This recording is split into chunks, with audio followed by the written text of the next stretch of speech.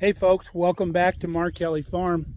If you're new here, my name's Mark. My wife Kelly and I have a little homestead here in middle Nebraska.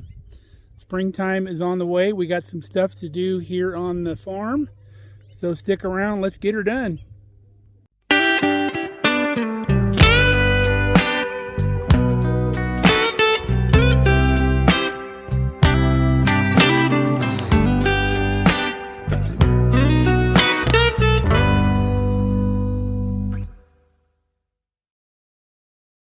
A beautiful spring-like day here on the farm, and it's just after the 1st of April, and that means we need to get stuff going in the greenhouse.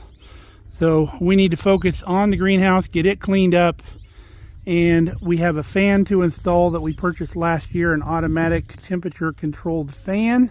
So we got to get that in. We need to get our tomatoes and peppers planted and get all that done. So it ain't gonna get done sitting here looking at it. We've been using the greenhouse as a paint booth doing some of our projects. So we need to get all this stuff left over in here from painting. We've got to get this place broomed out of here. We need to clean out our potting soil thing here. Here's our fan. We're gonna get that installed today. Quite a lot to do. We have some plants, some pots to clean out in here, but it won't take long. Well, we got everything out of here that does not belong, so we're going to give it a good sweeping. All right, our greenhouse is back in business. We got a year's worth of dirt swept out of here. What do you think, Ruby? Is that past inspection? Now, those of you that have not been with us through the duration of our stay here in Nebraska, that greenhouse was once a shed. It was a little storage shed when we moved in here. It used to sit right near where the gazebo is now.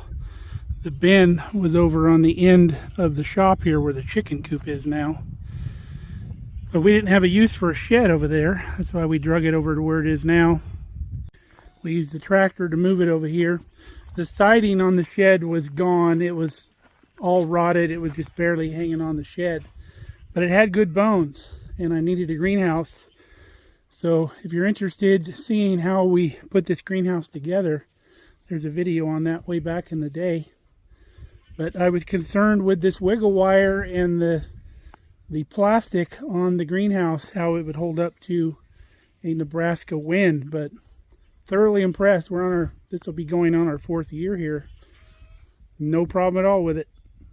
So now that we've got the thing cleaned out here, we need to put our fan in. Our fan's going to go in this bay right here. So we'll start unpacking our fan and see what this is going to entail.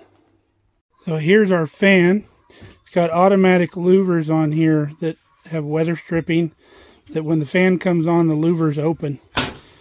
And it needs about an 18-inch hole, and we've got plenty of hole here. We're going to have to cut 3 pieces of wood to close the area in. Comes with everything you need to wire it up, and it comes with a thermostatically controlled power unit right here. So these studs are 22.5 in between, which is what you get when you have studs 24 inches on center. So we're going to go cut 2 22.5 2x4s and 1 18.5 inch 2x4.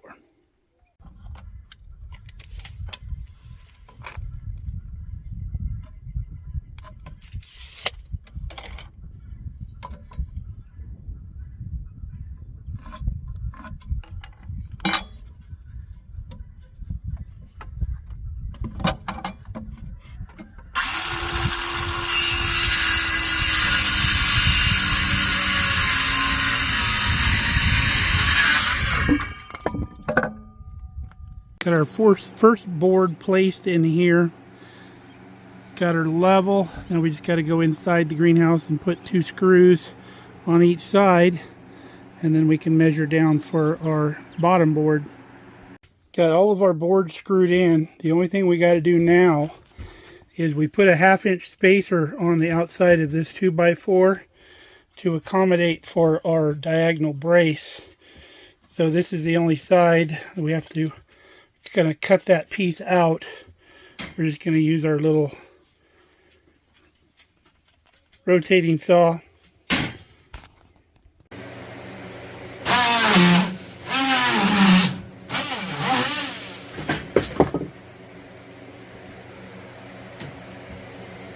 Now what we're going to do is we have some spare wiggle wire track left over from when we did the chicken coop. So I'm going to put wiggle wire track all the way around this opening, and then I'm going to screw it right over the top of the plastic.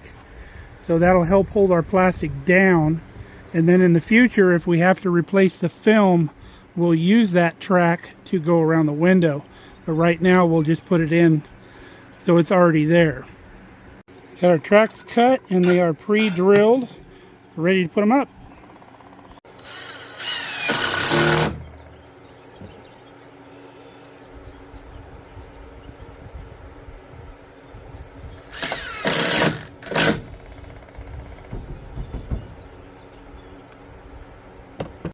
Track is installed, so now what we're going to do is we're going to take our razor knife. We're going to start in the corner, go corner to corner, so we can take this plastic and wrap it inside, and I'll staple it inside just for some extra protection. And then I'll kind of put some seal tape on the corners here because the fan's going to be on the inside. Okay, we got the bottom sealed up here. Just some of this, use some of this old military surplus 100-mile-an-hour tape.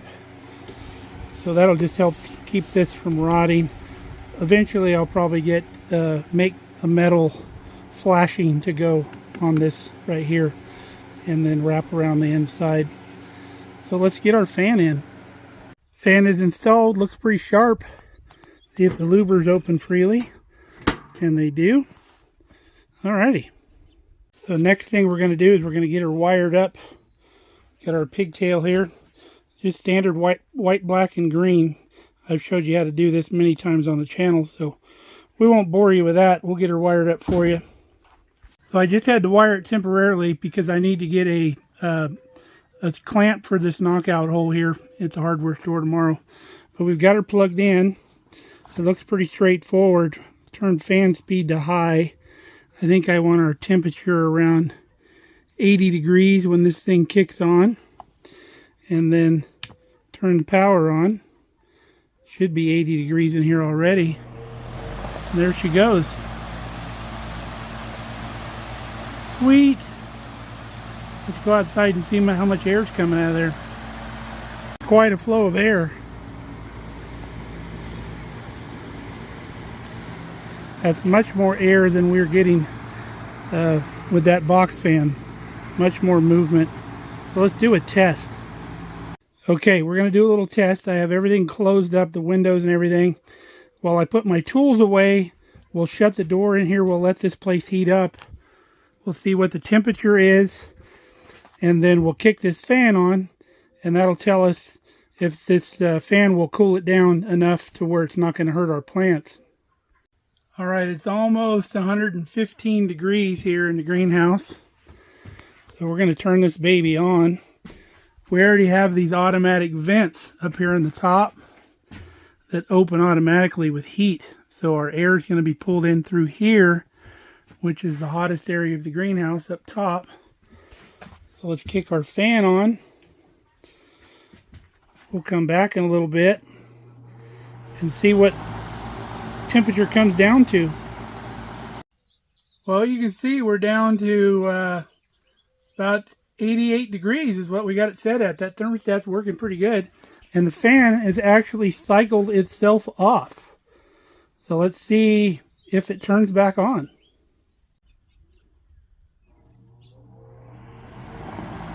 Oh, that's awesome. This is going to be so cool. I just love when you can set it and forget it. It keeps me from coming out here in the evening and I forgot to turn the fan on and my plants are all wilted down. It's going to save us from a catastrophic event here in the greenhouse.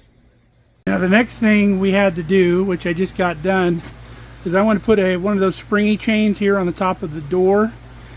We have this shock here, but it's not quite enough when the wind's blowing. The wind will catch the door and it pulled this thing clear around and bent my shock in a U shape, so can't have that. I don't have the springy thing yet. I'll pick that up tomorrow at the store. but that'll take the shock off of that. And I've got a big fender washer on the back of the door. That'll keep the bolt from pulling through the door. If I have an issue, I can put a bigger plate up here at some point, but I think that'll be fine. All right, we got everything stored back in the greenhouse. This is where we do all of our seedlings over here. Got the rest of the stuff we use over here. We also have a thermostatically controlled heater with a blower on it.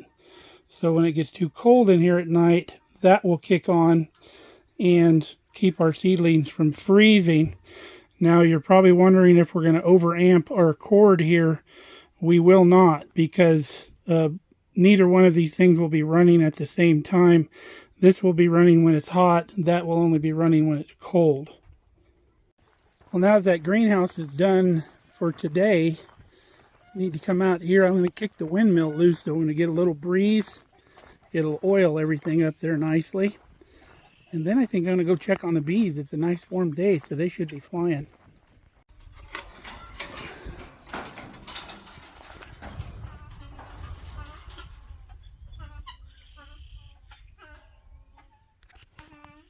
It's probably just about time where we can take the winter cover off the beehives. But I'm going to look at the long-term forecast, probably about mid-April, and if everything looks okay, we'll pull that thing off. Won't hurt to get a little freeze or whatever, because that always happens, but we just don't want the big crazy storms burying them. Yeah, they're definitely out and about today. Don't blame them. Perfect amount of wind for the windmill. Boy, look at this compost pile here, folks. This has been a beautiful year for composting. Plenty of moisture. If you remember how big this pile was, and we actually combined like 2 piles. And pretty crazy how this is composted down. I mean, it's just beautiful. Good stuff. What do you think, Ruby? Good compost? Huh? Yeah. Pretty good stuff. The garden's just like me, just waiting for the day. We're going to do something a little different on the other end. I'll show you what that is. Now on this end of the garden is where our water comes from for our drip lines that go down the rows. And I have drip line all the way. The problem is when I turn it on, this area here gets muddy. And then when I turn the corner, like when I rototill the walk paths, if I need to, I have to lift up the rototiller to get over these lines. So what we're going to do here very soon is we're going to dig down. We're going to trench this part in. And I'll put just a main water line like this one here from this point over 8 feet. And then we'll stub up for our drip line. So when we irrigate, this won't be all muddy. And we can make the turn with the rototiller without causing any issues. All right, folks, we come to set a spell here in the Benzebo. That really going to be a game changer in the greenhouse, that new fan and the thermostat heater that I got late last year. I'll tell you what a headache that was. Every morning during the early season when we have seedlings in there, it still freezes overnight. So we have to go out at night and close the greenhouse up, all the windows and everything, turn the heater on. And then in the morning, I would have to come out, have to wait till it's above freezing. I couldn't leave home till it was above freezing, or I had to race home before it got too hot. Turn the heater off, open everything up, turn the fan on, and the fan didn't do that well. It was just a box fan, but it kept things from dying.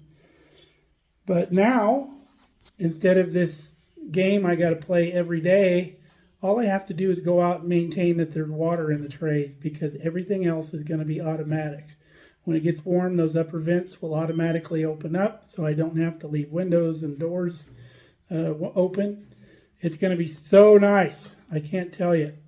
I was going to plant some tomatoes tonight, but I figured out that I'm out of the little styrofoam cups that I used because they were getting pretty blowed out. We've used them for 3 years now.